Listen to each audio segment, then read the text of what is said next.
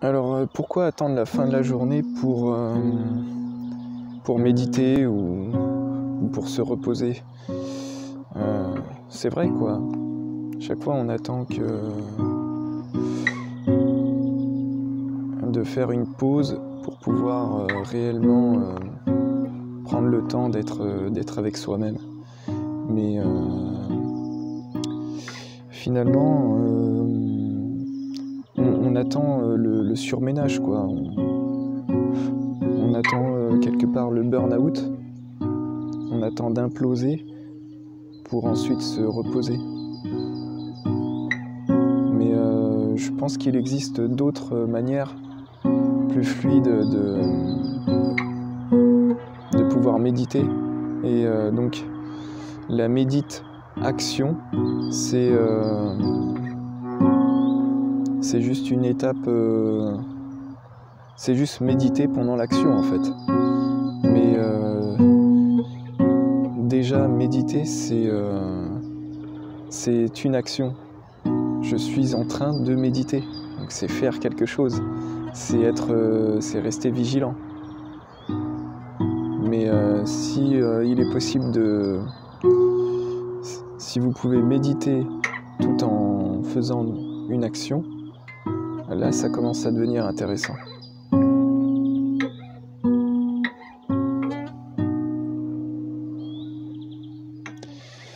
Et du coup, en fait, il est possible de soutenir un effort dans le temps, durant toute la journée, sans perte d'énergie. Parce qu'on a tendance à... Il y a des fuites d'énergie en fait.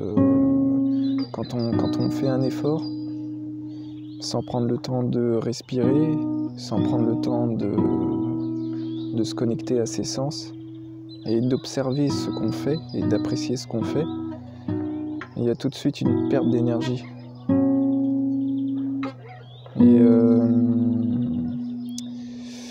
donc le fait de tout simplement méditer pendant l'action, d'observer ce qu'on fait, de respirer, et ben ça permet de soutenir, d'entreprendre une action tout au long de la journée, même plusieurs actions. Il est possible donc de travailler tout en méditant, de parler tout en méditant, voilà, de mener multiples actions tout en restant connecté à son soi. Et donc la méditation, la méditation, c'est une façon de vivre qui apporte ses fruits dans le temps, tout comme contempler. On peut aussi dire la contemplation, la contemplation. Donc oui, dans notre société dualiste, on sépare trop les choses, on les cloisonne trop. Alors un coup je médite, un coup je contemple, je suis avec moi, et un coup je fais les efforts, je travaille. Mais aujourd'hui, je pense que même avant, il est possible de joindre les deux,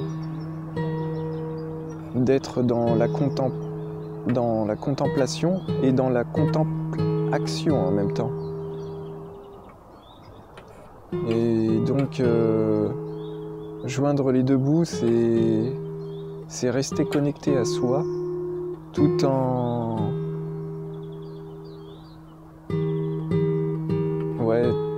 en étant dans l'action.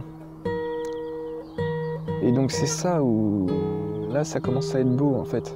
La vie commence à être magique parce qu'on apprécie vraiment chaque chose, chaque mouvement. D'ailleurs, vous voyez comme les mouvements sont assez robotisés, mécaniques et carrés. Quand on est trop dans l'effort, trop dans le sérieux de la tâche, on va dire, et pas assez dans l'appréciation, pas assez dans le moment présent. Et du coup, ça use le corps prématurément. Ça use les articulations de observer vos gestes lorsque vous travaillez sans vous observer. Vous faites des gestes très, moi le premier, très carrés et qui ne sont pas propres, on va dire, à la fluidité de la vie. Ça s'inscrit pas dans la vie, on va dire. Ça s'inscrit dans l'usure. Du coup, il y a perte d'énergie et le corps en pâtit physiquement. Donc, s'il est possible d'inscrire des mouvements circulaires, d'inscrire vraiment une joie de vivre dans l'action, là, la vie commence à être une danse magique. La vie commence vraiment à être merveilleuse.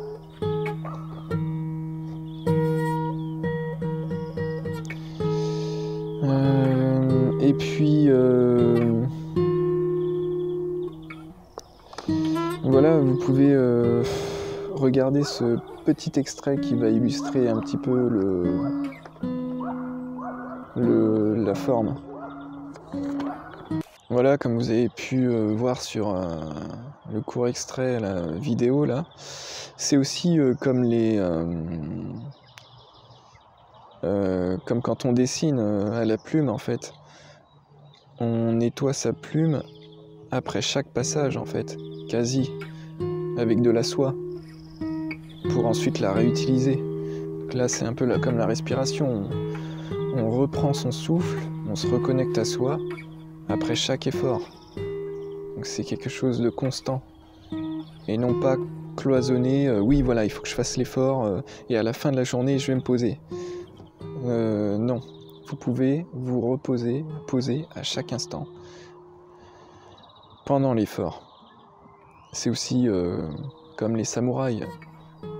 Pendant une bataille, ils sont capables de trouver un instant où ils peuvent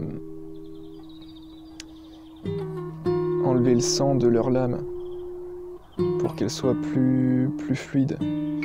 Ils peuvent prendre le temps d'analyser la situation, de respirer pendant une bataille, même si la guerre n'est pas finie. Comme le dessinateur, il prend le temps de nettoyer sa plume pendant le dessin, même si l'œuvre complète n'est pas finie. C'est comme nous, tout au long de la journée, on peut prendre le temps de respirer et de maintenir un effort en même temps, avant que la journée se termine, plutôt que d'attendre le soir et de se poser, de se reposer, voilà, entremêler les choses, c'est ça le point de la vidéo, c'est faire la jonction entre son soi intérieur et l'extérieur, voilà, ce qui vous aspire à faire le lien entre le cœur et le mental. Le cœur est le grand frère et le mental est le second.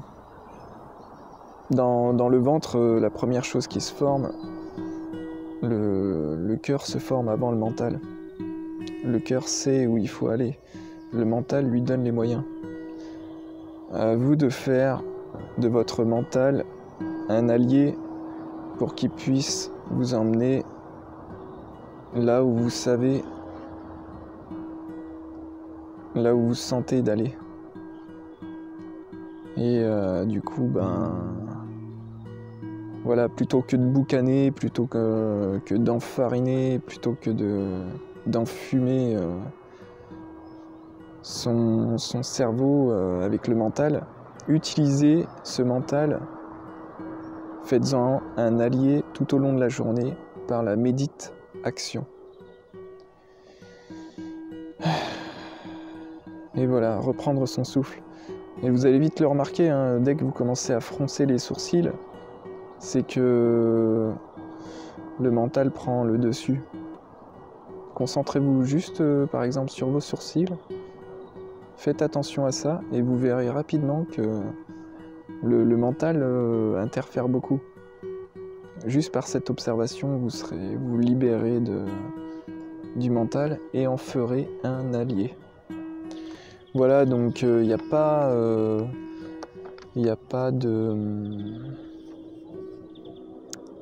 d'exercice particulier à faire, il n'y a pas de technique particulière.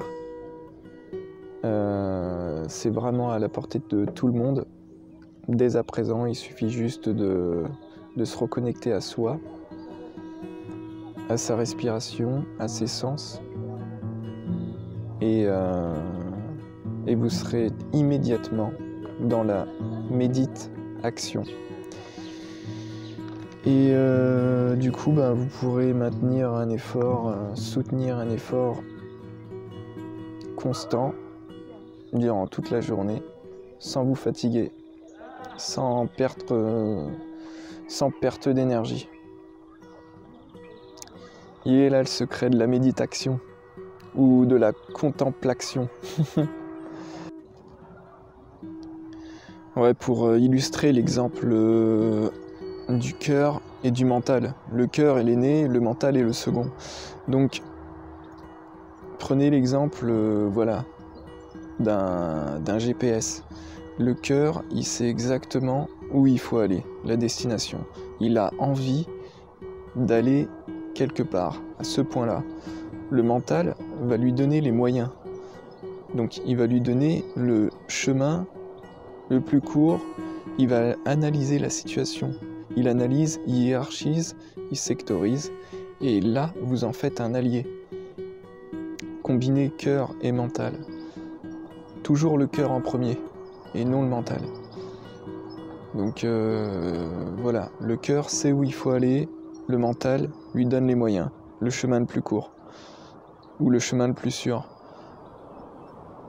Il analyse, il sectorise, c'est ça son boulot, et il s'en donne à cœur joie. Donc employez-le de cette manière, et vous verrez que vous aurez vraiment le dessus sur la situation. Parce que cette vie, en fait, c'est un peu... Il faut reprendre les commandes du jeu, quoi. Ce corps, c'est un avatar. C'est un avatar. Et vous êtes derrière la manette. Vous êtes au contrôle. Vous êtes le pilote de ce corps. C'est bien de temps en temps d'avoir une vue au premier... à la première personne. Mais à force de trop avoir la tête dans le guidon, vous perdrez le cap. Donc il faut reprendre du recul, reprendre un petit peu de hauteur, et puis vous aurez une vue d'ensemble sur la situation, et vous pourrez vraiment jouir de la situation, pas dans le sens avoir pas dans le sens